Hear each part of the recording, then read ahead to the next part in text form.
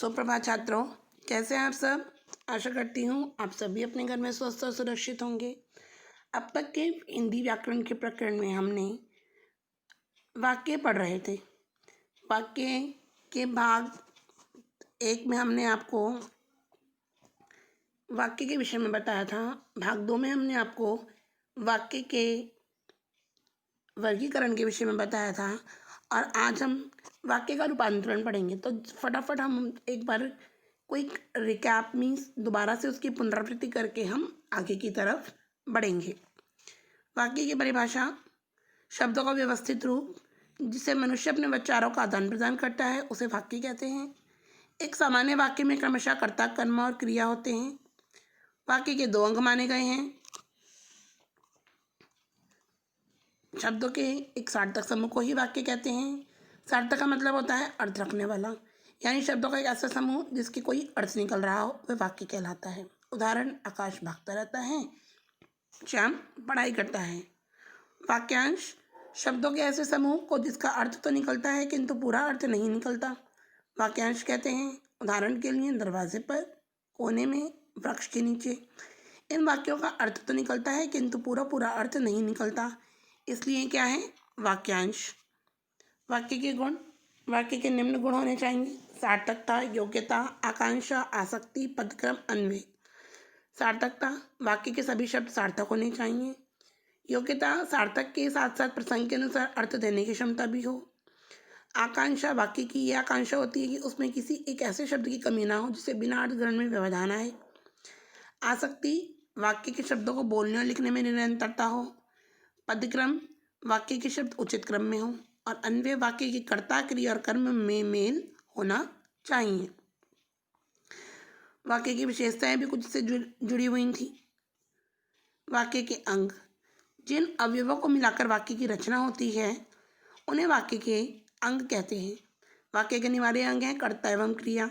इनके बिना वाक्य संभव नहीं है। जैसे मीरा नाचेगी, मोहन गाएगा, तो उपयुक्त वाक्य में एक कर्ता है मीरा मोहन और एक क्रिया है नाचेगी गाएगा।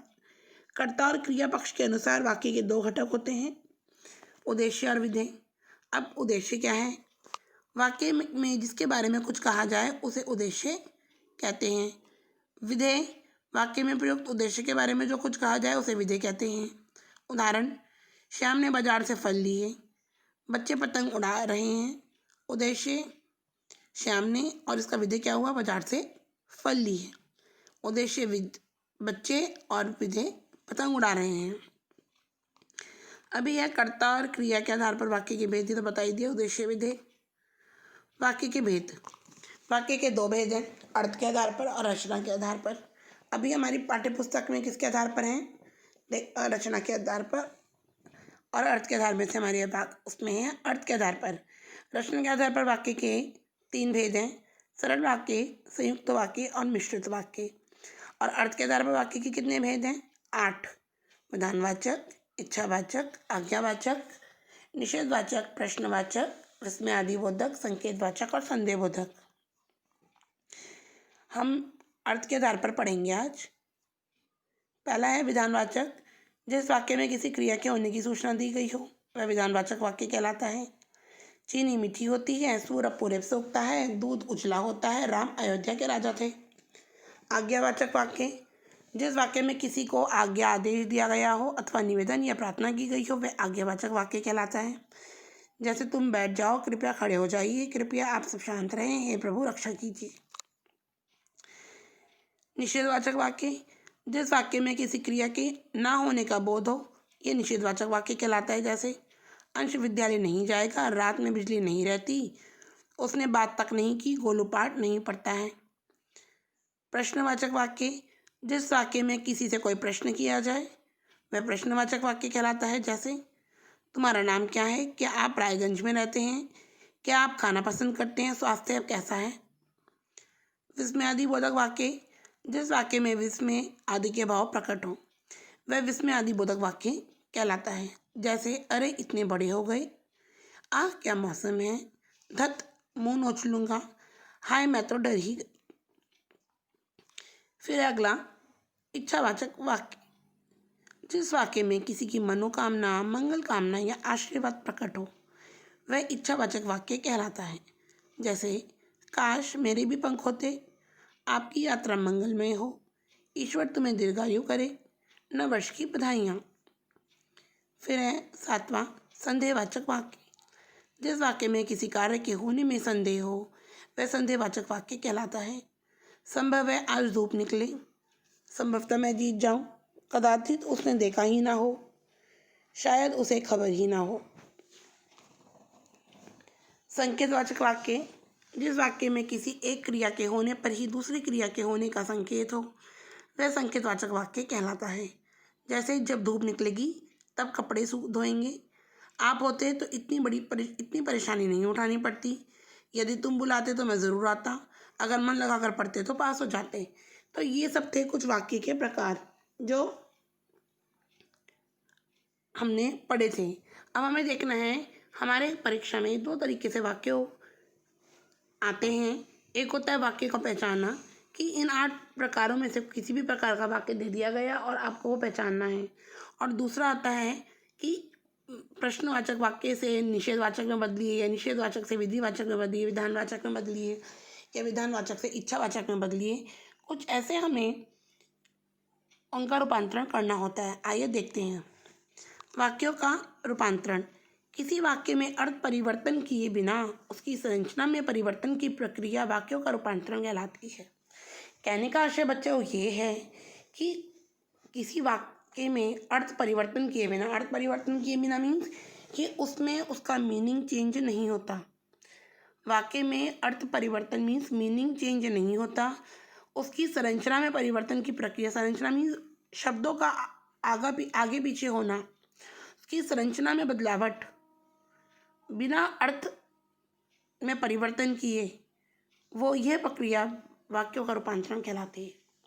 अगर इसका आशय यह है कि जब कोई वाक्य हमें किसी दूसरे वाक्य में रूपांतरित करना होता है तो उस वाक्य का अर्थ नहीं बदलता, सिर्फ उसके प्रकार के अनुसार उसकी संरचना में बदलाव किया जाता है और उसका अर्थ वही रहता है।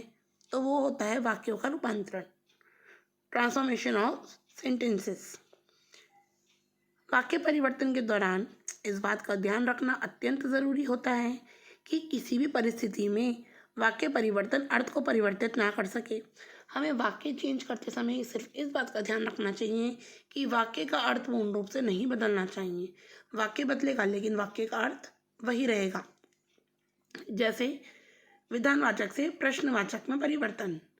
विधानवाचक का वाक्य था तुम जा रहे हो, वाक्य क्या है? सिंपल, तुम जा रहे हो।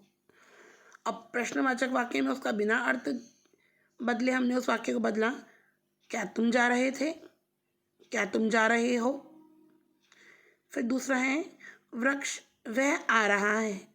विधानवाचक का वाक्य है वह आ रहा है, उसका प्रश्नवाचक में क्या वह आ रहा है, बात आने की हो रही है कि वह आ रहा है, तो वाक्य प्रश्नवाचक में कैसे बदली है, क्या वह आ रहा है।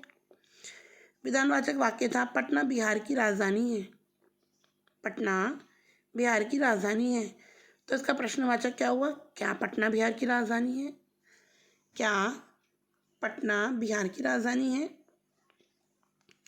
इन वाक्यों में विधानवाचक वाक्यों को प्रश्नवाचक वाक्य में रूपांतरित किया गया। इन 3 वाक्यों के माध्यम से आपने देखा कि विधानवाचक सिंपल सेंटेंस को प्रश्नवाचक में कैसे बदला गया, लेकिन उसका अर्थ में बदलाव बिल्कुल भी नहीं आया। इसके लिए क्या, कौन इत्यादि अव्यय का प्रयोग वाक्य के प्रारंभ में ही किया गया है और उसके अलावा कोई भी बदलाव इस वाक्य में नहीं आया है।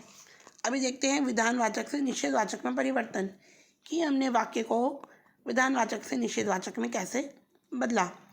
विधानवाचक वाक्य सीता गीता से बड़ी है। सीता कौन है? गीता से बड़ी है।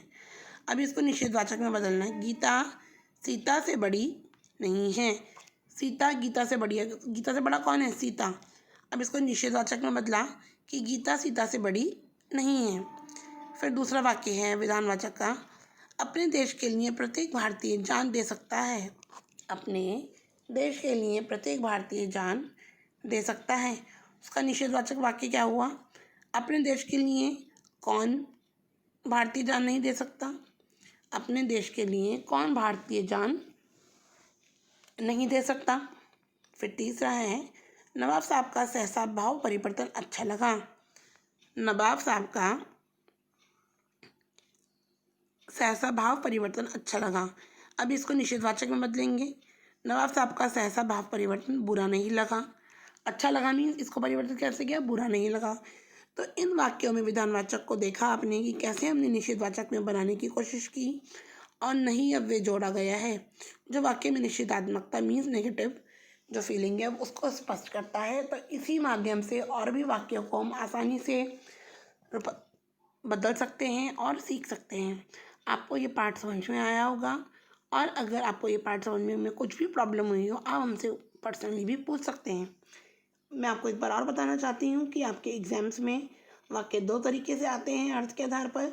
एक तो अर्थ के आधार पर वाक्य आते हैं जिन्हें आपको उनको पहचान कर उनका नाम लिखना होता है, और दूसरा तरीके से जो वाक्य आते हैं वो आपको जो ब्रैकेट में लिखा होता है उसमें वो रूपांतरित करने होते हैं। वो भी मैंने आपको समझा दिया। साईं राम।